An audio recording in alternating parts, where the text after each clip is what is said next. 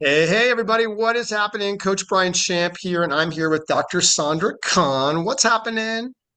How are you, Dr. Sandra? Fantastic. Awesome. Well, I'm happy to have you here today on our coaching call. And I just want to, chat with you and pick your brain about breathing and all that you're up to. So, first of all, you know, I, you know, I'm I've had the privilege of working with you on the fitness realm for a number of years now. How long has it been, by the way? I'm blanking. I should know this. It's got to be close to 3 or 4 years. Three or But four I, years. I Got it. have I have shed at least 40 pounds, which is I great. know you have, and I keep forgetting that because you look so fit and healthy right now. So, I gotta um, tell you, the one thing that makes you different than anything else I've done is that it's different every day. And I mhm, cannot, if I can't find a new workout when I'm looking online, I go crazy because I cannot repeat the same workout. And that makes a huge yes, difference. so a little ADHD there, right? Yes. Yeah, got it. Okay. Well, that's good. That's good. Yeah, I remember there was a time when I didn't post a workout and you had texted me or emailed me. You're like, Brian, hey, this is the same work. There's no workout today. So, and you're really good. What I love about what I've loved about COVID is I've been able to. I didn't really get to know you for the first year or so, right? Because you were at our Burlingame location. I didn't really see you much. Mhm. And then Yeah. when COVID happened, we went online and you were a regular. And now it's been really cool. You go to Mexico or mostly Mexico, right? And you're traveling all over the place and you're still tuning in online, which is cool. And on demand now, right? Mhm. I love it. We All have a right. resort. We own a resort called Playa Viva, and Yes. right on the beach. And we have 3 yoga platforms, and we have lots of people come there to work out, to do yoga. And I set up the class, and people join me like if I was the coach. And I just set up the Awesome. computer. Ha! That's funny. You got to take a video of that one or a picture one day. That's great. I have taken video. I've sent it to you. I don't know if you. Okay. I didn't see anybody. I didn't see all those people though. Oh well. Yeah.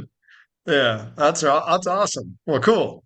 Well, it's been amazing. So it's also been amazing to learn from you too. And you've recently sent me a few products that we can talk about for sure.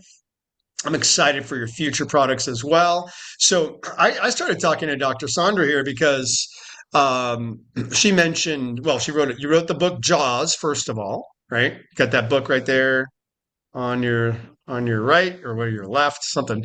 Yeah, the blue book. That's an old book, right? Yeah, 2018. 2018. It's funny whenever I talk to Dr. Sandra too, she's like, "Yeah, that's outdated." Right? Well, there's so much I didn't know when I wrote that. Hmm. Got it. So tell me the premise of that book, though. Just tell everybody the premise real quick. Well, the premise, as an orthodontist, I was looking at the fact that we're, as a species, we have crooked teeth and we're not designed to have crooked teeth. So I wanted to know what was going on. So I spent about 6 years doing research, and I, I had a degree in physical anthropology. And the old skulls that we were looking at, over 200 years old, they had no crowding, wisdom teeth were nicely aligned, and 200 Mhm. years is not enough for genes to change. So I got together with Paul Ehrlich, who was the head of evolutionary biology at Stanford, and I said, "What's going on?" So we got together and started researching, and we came up with several different theories that have to do with lifestyle more than anything else. Okay. And I've loved anthropology. I know I've shared this with you. That was my a big interest of mine.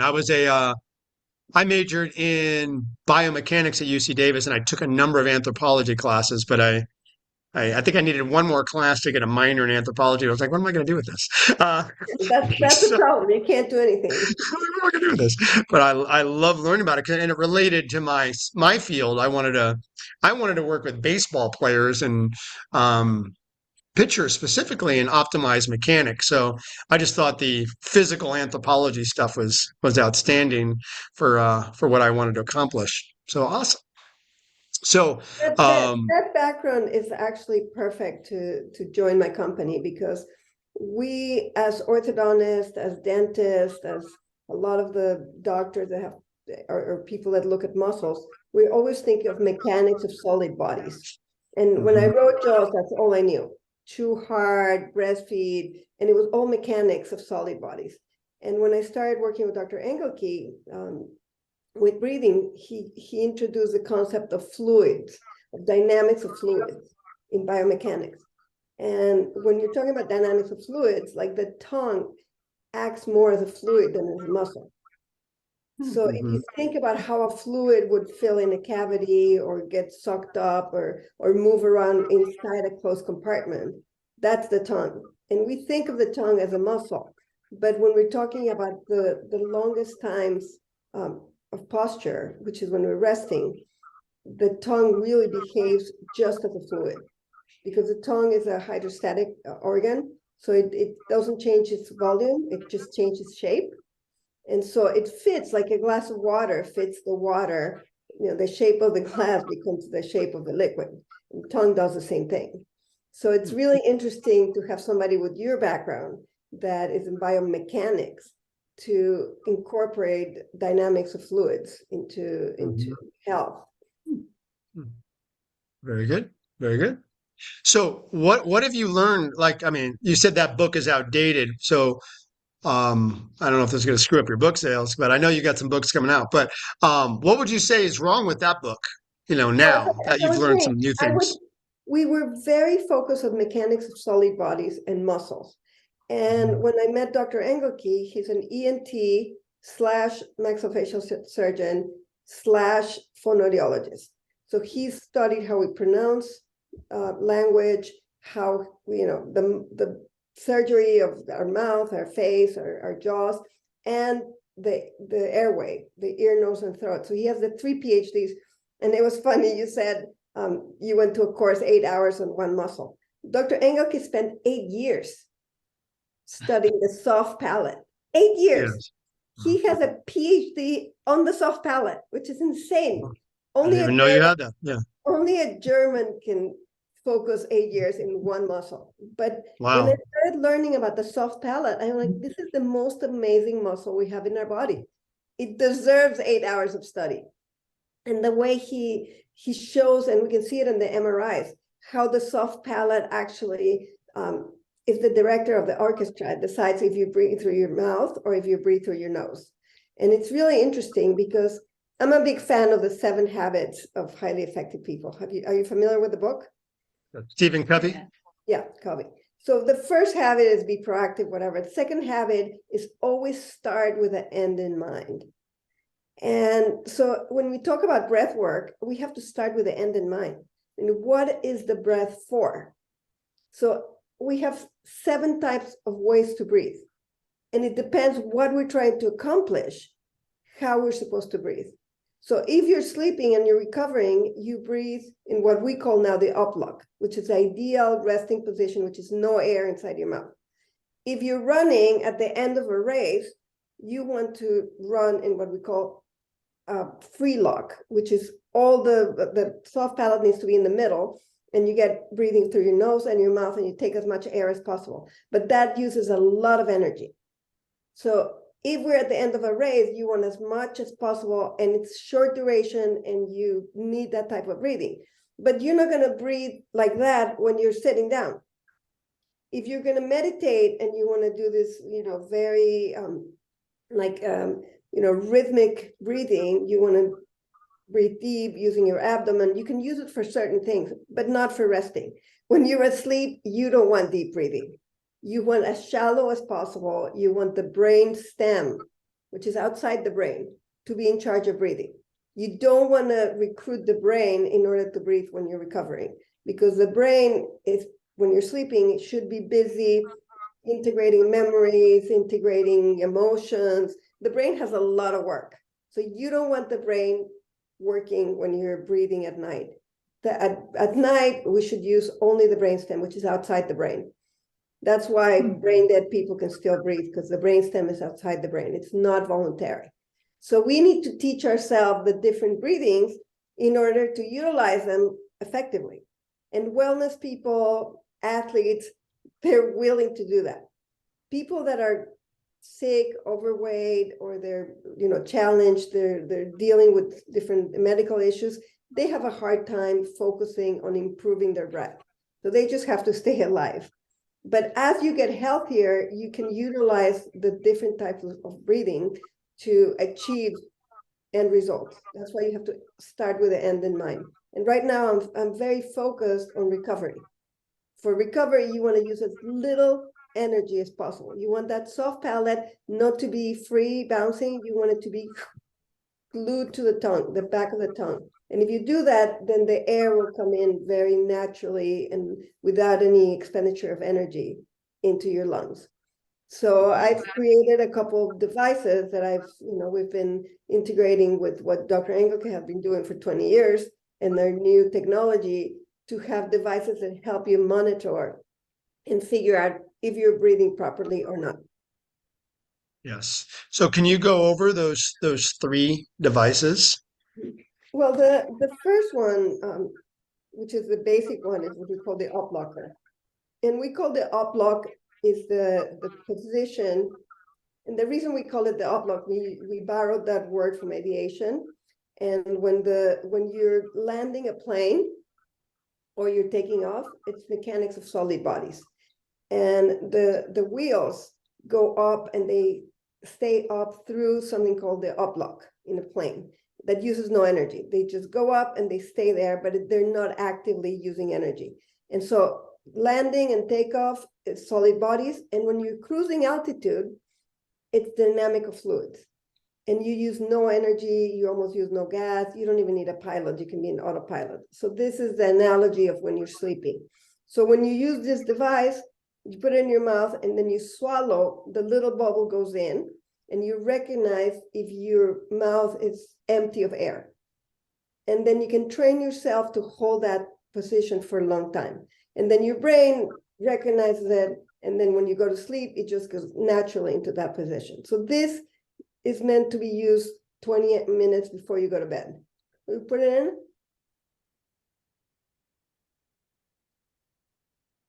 Mm-hmm. So when you have suction, when you have the appropriate suction, it goes in, and that lets you know you're in the right position. And when you open, you feel that breaking of the suction. Yes. The issue with this is that we tend to hold too much pressure. We don't want that. We want minimal pressure possible. So we have some manometers, but my favorite thing is the lid locker, because this one is basically just a piece of silicone, food grade silicone. You put it around your teeth and you can develop the suction and just work out or read your book or watch TV or do anything with it on. And then, you wear it 20 minutes or half an hour, and then that becomes second nature. And it's really interesting when you have the right pressure inside your mouth, it starts becoming pleasurable because we need to have a closed compartment in order to have no air in the mouth. And then if you do the light pressure, your lips should be totally relaxed. Your muscles in your face should be completely relaxed. There should be no tension at all. So that the situation with the tongue should be kept forward, away from the airway, just by doing that suction. It should take no voluntary efforts in your brain. Yep. Mm-hmm. My son had it in last night, and he goes, "Dad, the string broke." I go, "Well, how did the string broke? Did you chew on it?" He goes, "Well, no, I pulled it." I'm like, "No, no, you don't." Like, well, why is that there? Just so you don't get it, you don't swallow it? Is that the idea? Just easier to pull out? I take the string out. I don't Oh, have you the do? Oh, string. okay. But I thought he chewed it. He likes to chew things. I don't know. it's a It's like a safety. dog. Yeah, it's a safety thing. So you have it outside your mouth. Got it. Scientists, we're crazy. So we've tried to swallow these and we can't. Okay. We tried All to right. swallow it to see what happens, and none of us could swallow it. So we've Yes. tried. And my kids always say, like, um, what's her name? She died of her experiments with nuclear energy.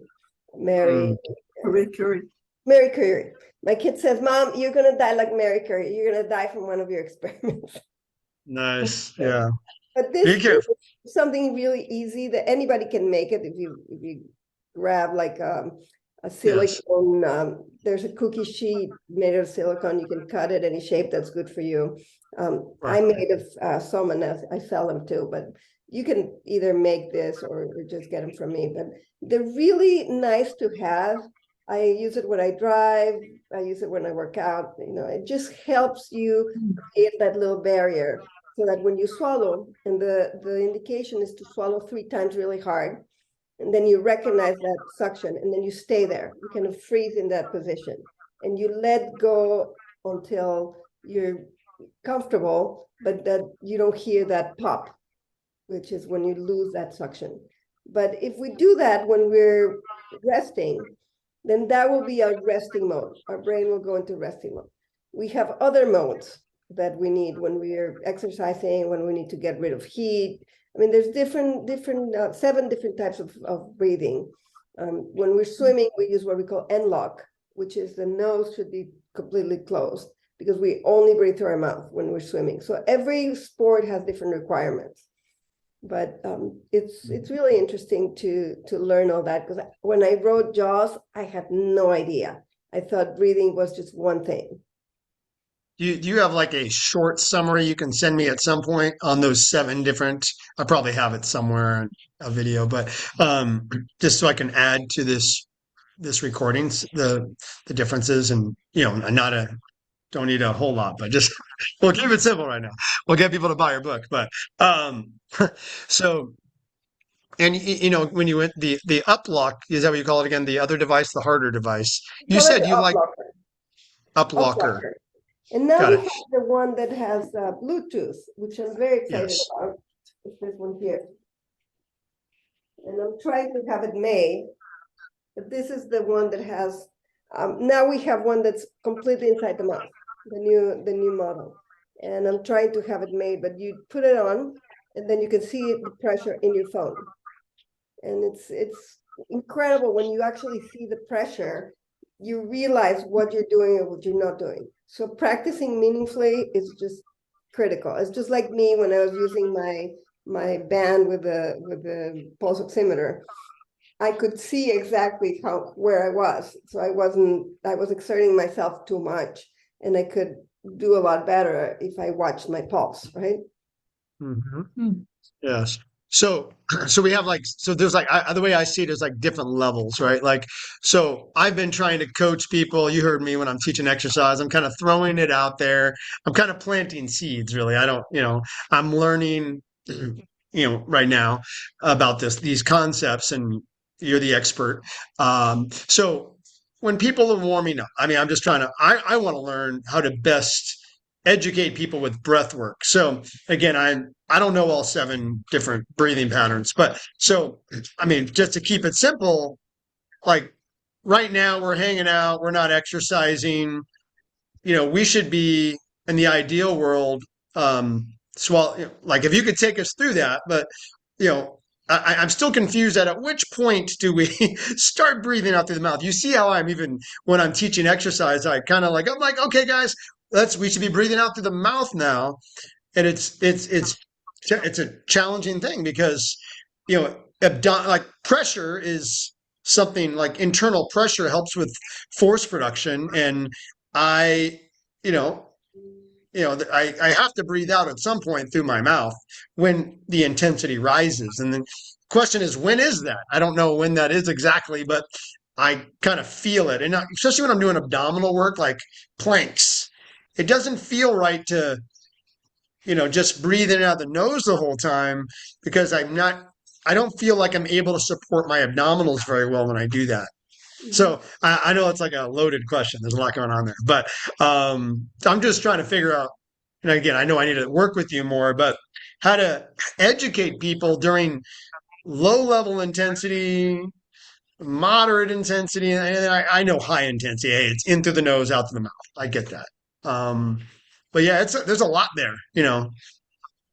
Well, it's a new field, and we are just learning all this stuff. I just lectured last week to the German Sports Dentistry Association, and we talk about something called a switch point. And switch point is when you go from one to the other. And right now, the easiest way to do it is in endurance.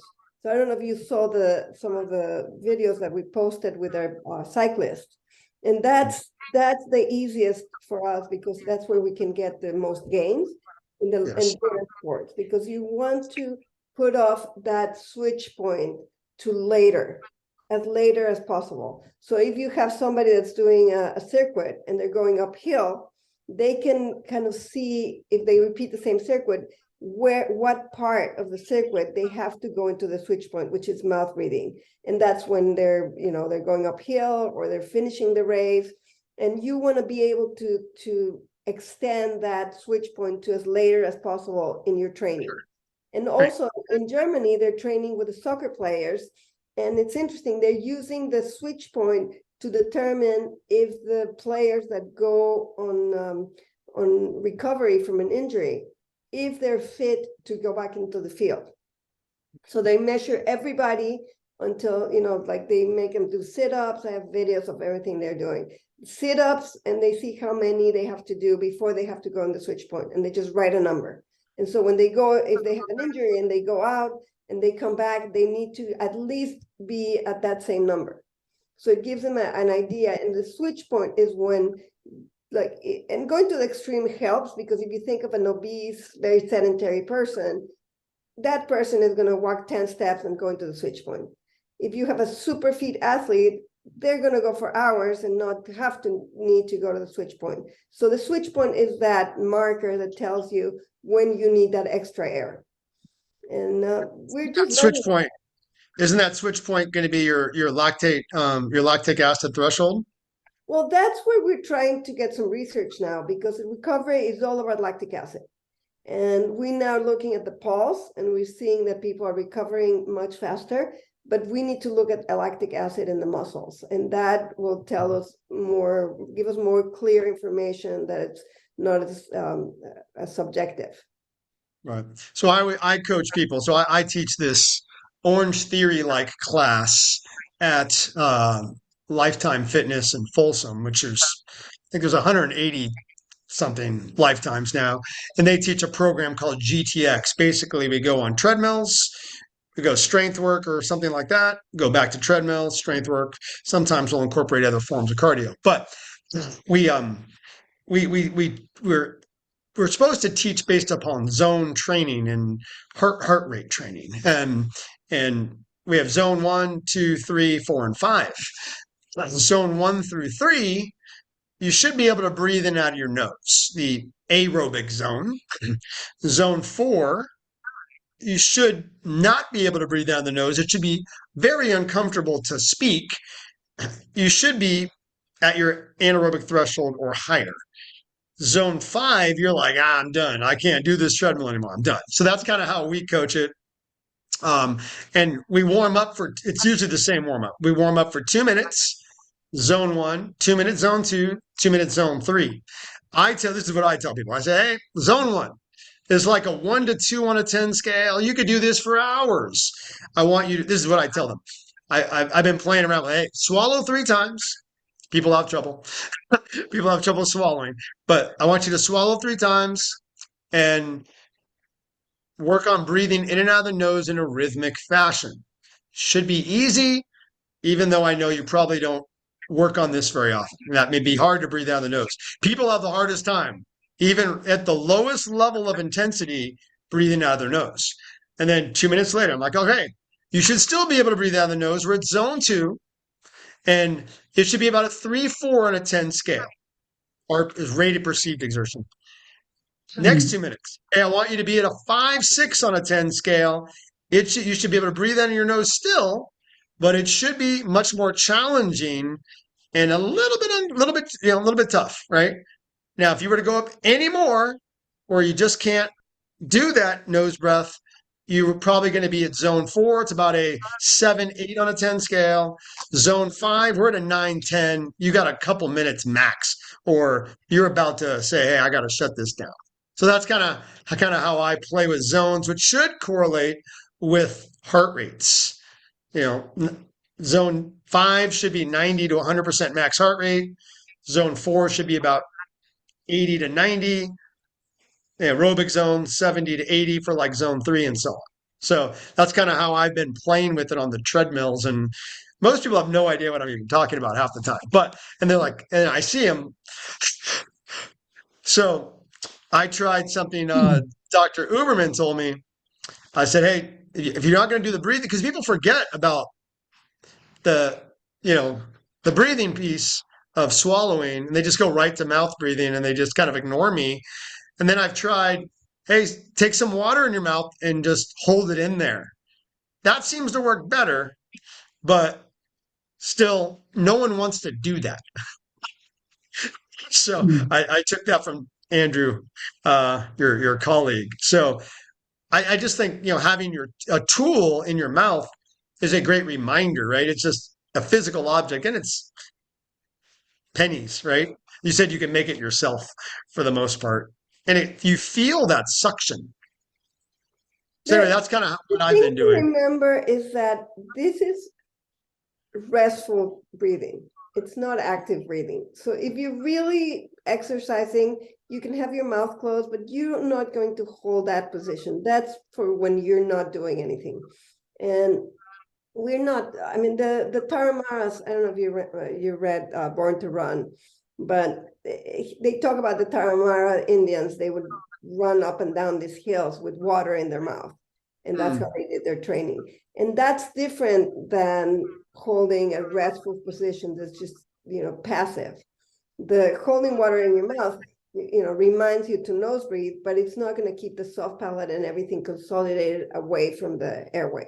This is something you do when you're resting, and you want to exert yourself as slowly as possible.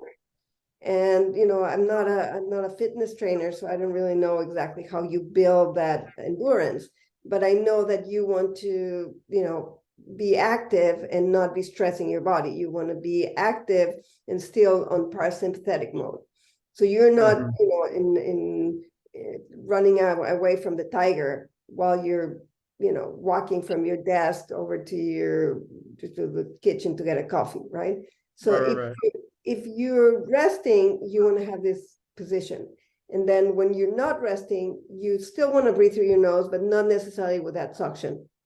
So you want to do it when you're in the very aerobic, or I don't know how to say it, the initial parts, like, for when you're working out, it's fine as long as you're not exerting yourself. But if you're going to be doing planking or something like that, you might not want to be in that position. You want to be, trying to nose breathe, but not necessarily with negative pressure inside your mouth. That's when you're done. You want to recover like that. So this is a young field, and we're just learning a lot of these things. And we definitely want to work with fitness coaches that can, talk about those, zones and all this, so that we can provide our information and see if what we think is really what happens in the real world. Sure. So, can we just go over, can you guide us real quick on the resting protocol without the use of the tool, so we can kind of get the basic idea from you rather than me? Well, it's super simple. It doesn't have a lot of science. Basically, you want to have no air inside your mouth.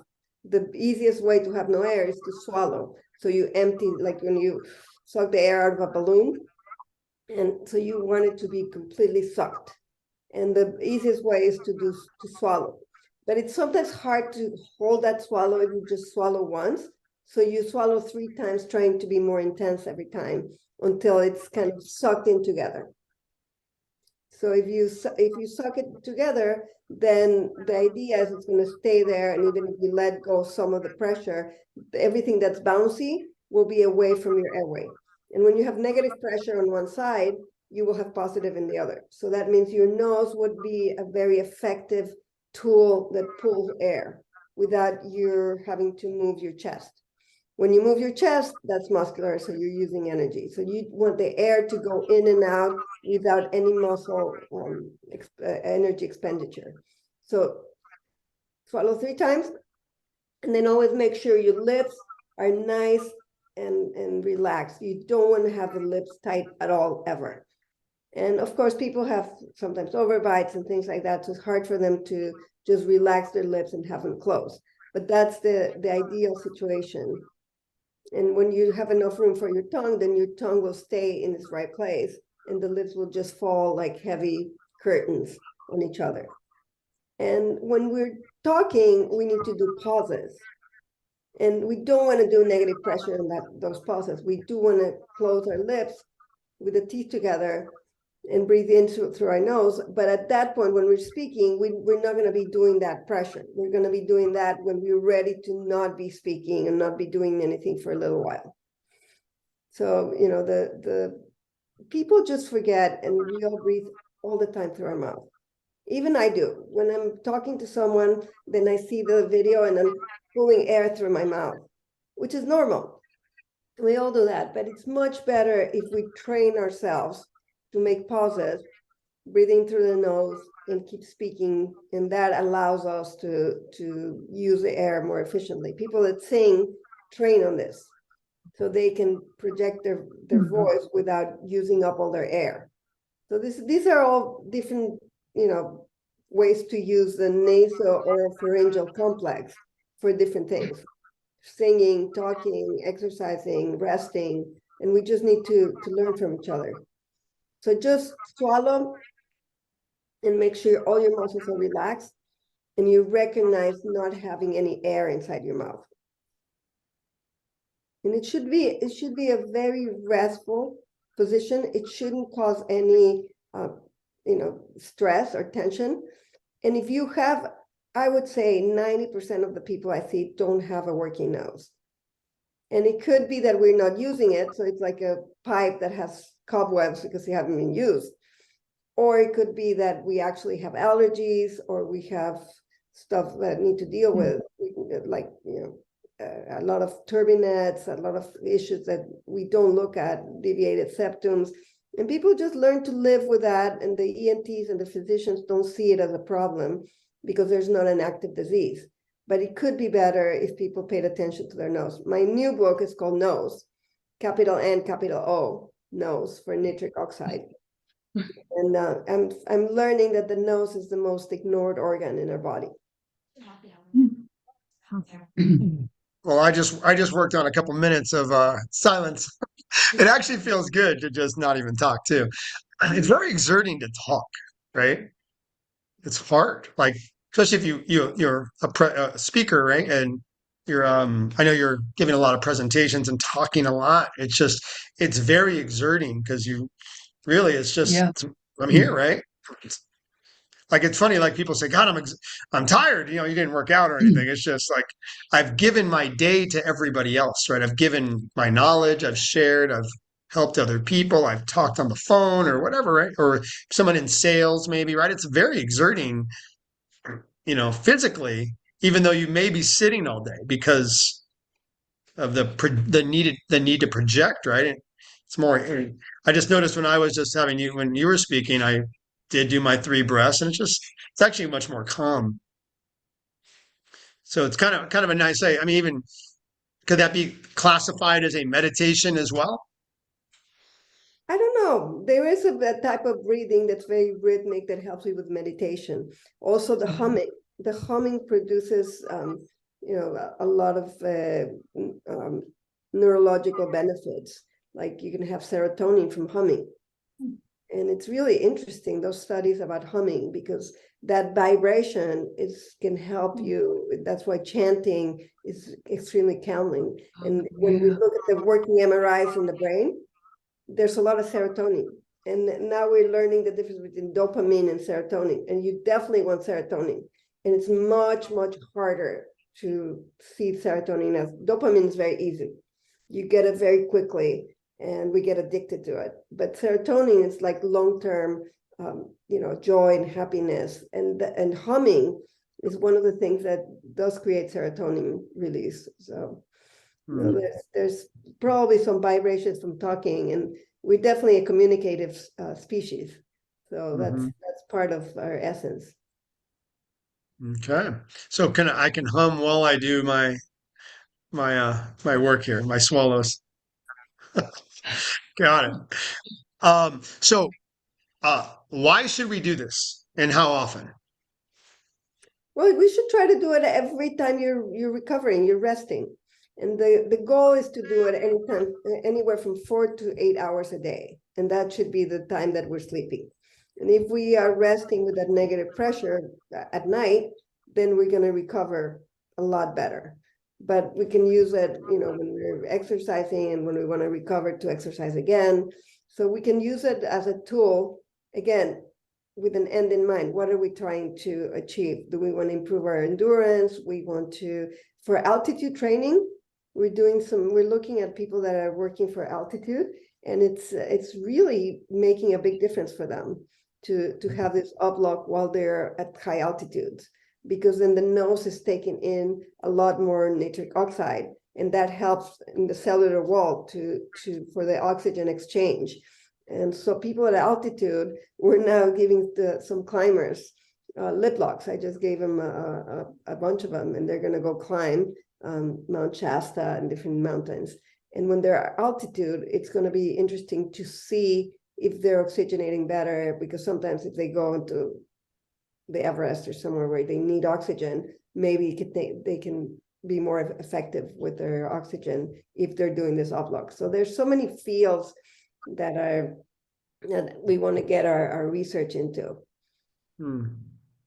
Okay. So again, so the goal is to basically work on it for a period. I mean, you've told me 20 minutes, would be ideal before bedtime, but the purpose really is to get the nervous system to remember that. So while you're sleeping, you're really getting your recovery. Is that exactly, is that right? It's second nature. When you Yes. recover, you go into this mode, and then you're getting the nitric oxide through your nose, which you don't get through your mouth. You're getting that nitric oxide, and you're not using any energy. So all your energy is going to recover, to repair your cells, to get you ready for the next activity. Perfect.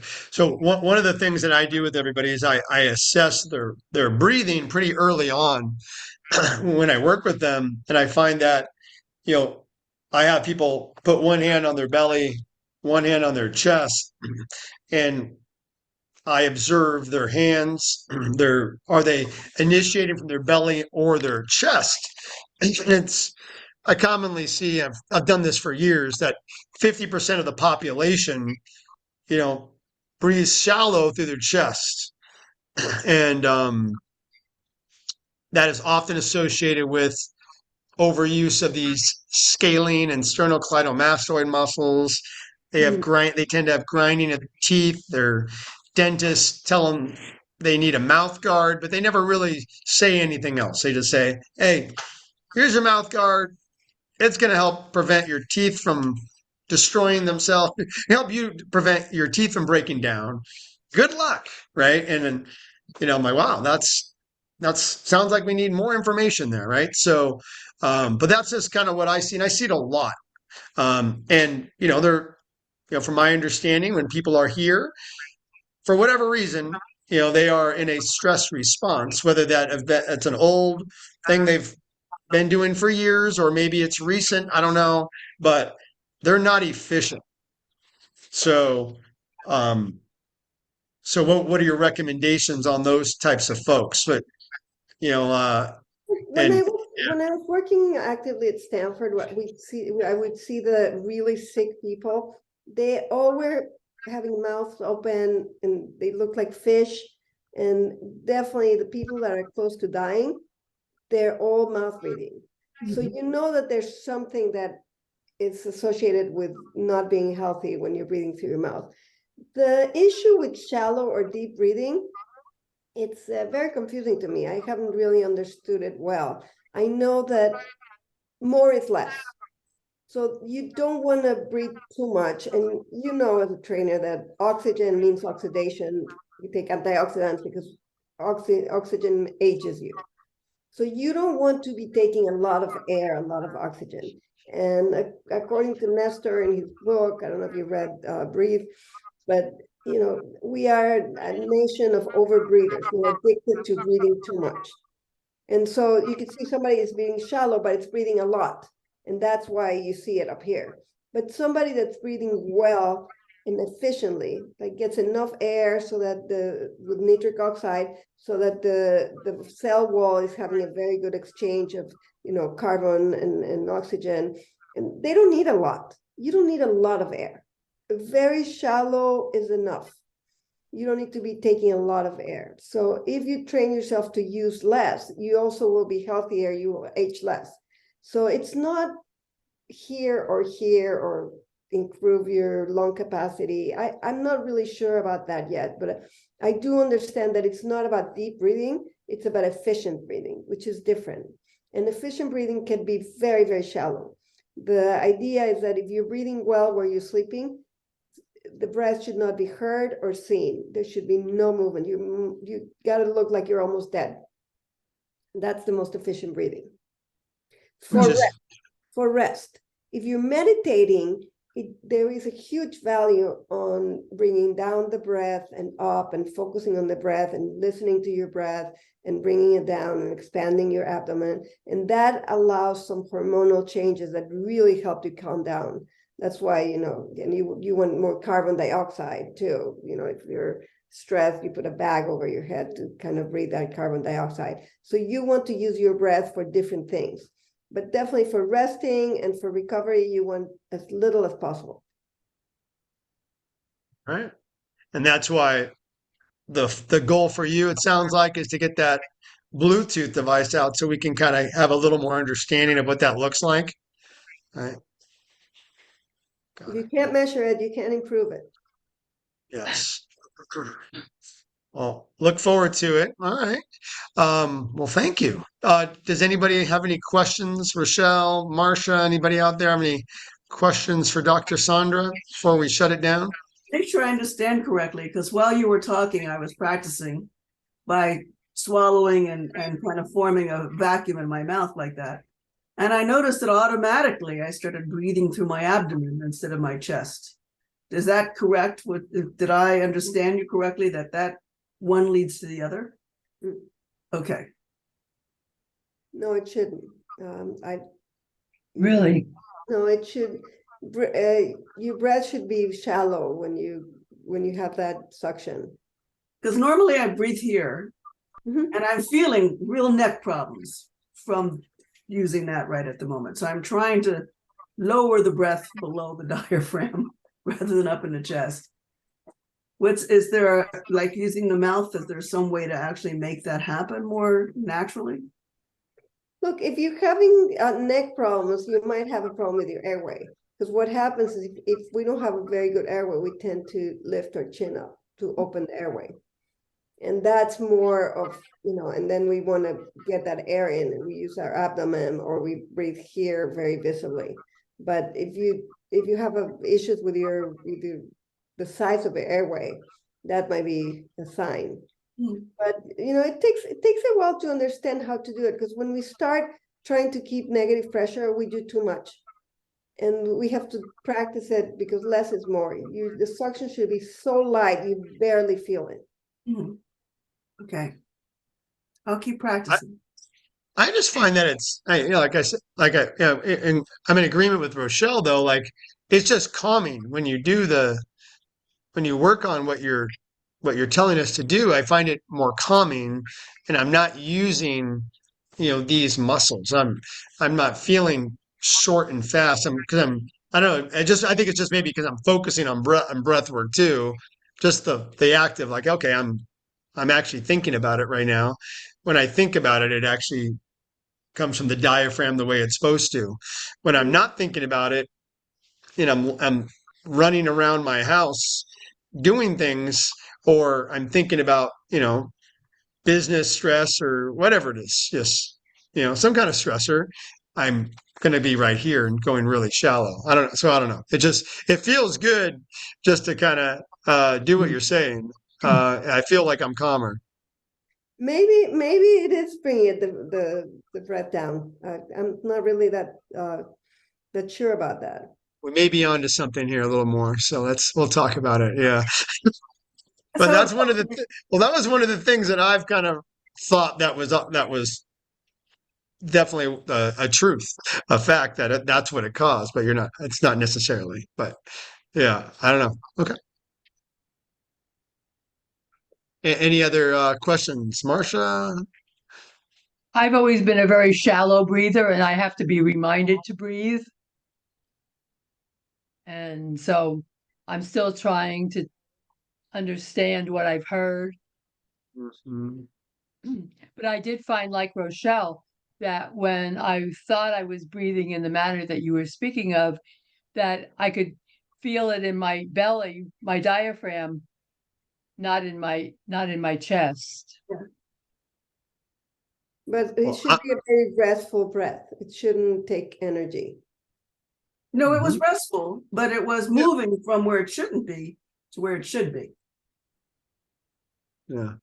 I am. I have this one lady that I work with on as a one-on-one client, and she has really bad health issues and high blood pressure, definitely under stress. Like even if I just touch her, like her feet, I massaged her feet last week, and they were everything was she was very resistant to everything, and and yeah, very sore. And I've been trying to work with her on breathing more deeply. But when I say deeply, I'm not talking about overexertion, by the way. I'm talking about just Yeah. flow, just rhythmic flow, Right. just let it go. And she's like, inhale, it's like that's her normal way of living. And yeah, I'm actually interested in trying out this technique to see if because I have been unsuccessful at getting her to breathe from the diaphragm. So I'm interested to see if it actually would make a difference, and maybe I'll give her Well, I'll one of give those you a things. bunch of these so that you can Yeah, test. that'd be great. See if it's a more efficient. Oh, someone can go into more relaxation quicker. You told me about you know uh, some folks you've been working with in I think it was Germany about the people with sleep issues, right? So, This was in Mexico. We did a workshop for snoring, and it was amazing. We cured every single person that came. And I was very concerned because there was one guy, very young, very fit, and he had really bad snoring. And when they're fit, young, they don't have a lot of fat here. The jaws were good, wide arches, and I didn't know what was the problem. And because we worked in transdisciplinary environment, we had the lab technician, we had the sleep person that does the reading of the polysomnogram, we had the ENTs, we had the rhinologist, and the orthodontist, me. So the five of us were seeing at the patients every day for 7 days. Hmm. And we were able to see with endoscopy that his collapse was lateral. That's why he didn't have any of the typical symptoms. So we were able to teach him how to close the compartment and utilize the device to help him breathe better. And he might still need a CPAP, but the calibrating the CPAP was super light. And he's been texting me saying that he's not snoring anymore, so he doesn't want to go to the CPAP. And his wife is thrilled because he's a young guy who's been married a short time, and his wife was sending him to the other room. And he's a long distance biker, and I'm just thrilled with the fact that learning this technique taught his brain how to not let the sides of his throat collapse. And we made him a device that moved his jaw forward a tiny bit so that he was able to keep his airway open all night. Super light treatment, but it was done together with the 5 specialties. And that's the only way you can really address problems like that, when you have the 5 experts working together. If everybody's in their own office with their hammer looking at their nails, there's no progress for the patient. mm. So that So, was super exciting to me. so what was the protocol for these people? I mean, you said that person had a more of a specific tool, right? But other people were just using the lip locker, or Something else? Yeah, like my friend that came over, he's snoring. He has a tiny jaw, and I was going to make him a device, and we just taught him the up lock. And next thing, he's not snoring. And we looked at him doing the up lock with the endoscopy, and his airway was fully open just by doing the up lock. So he didn't need anything else. So the patients that learn the up lock, you put in the endoscopy and you see the airway, and you ask them to do this swallow 3 times and keep, and then you see, and if it's not open, then you advance the jaw. So you're doing mechanics, which is advancing the jaw. And, that's the Eshmer maneuver. You move the jaw forward when somebody's choking. So you do that with a device. You move the jaw forward plus the up lock, and that should open the airway. And with the endoscopy, you can see if that's good enough. And if it's not, then you have to add something else. Then we add, maybe a little more advancement, or you have to add a CPAP. But the CPAPs that we're using, it just, the cushions on the nose are super light with very tiny bit of pressure. As long as you have your mouth closed all the way with negative pressure, then to open the airway, you need very little pressure. But if you just use a CPAP like they do here at Stanford, they give you a mask and it's shoving air in your nose and your mouth, and people have their mouth open. So you have to shove so much air that people hate the CPAP because it's super aggressive. The way we calibrate it in Mexico, we teach them this first, then we advance the jaw, and if that's not enough, then we use a CPAP. So then the CPAP has to do very little work, and it's quite gentle. It's not as aggressive. So you have to, it's treatment 1 plus 2 plus 3 plus 4. So you keep adding, not just one thing, it's going to be the magic pill. Interesting. All right. If you know anybody that's snoring, send them to Mexico, because there's no one here that can do this. Okay. All right. Well, we'll send them your way. All right. Very good. Well, Absolutely. thank you, Dr. Sandra. I appreciate your time and look forward to getting your tools out and learning more about your other product, your Bluetooth product that will be going to the phone, right? Yes, that is fantastic. I'll send you a video on it. Yep. All right. Well, sounds good. Well, thank you, everybody.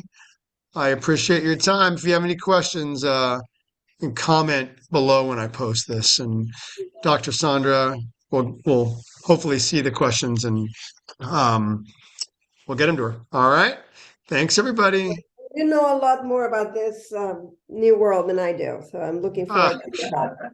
yeah. Well, trying to catch up right now. But yes. Yeah, I know. Thanks, guys.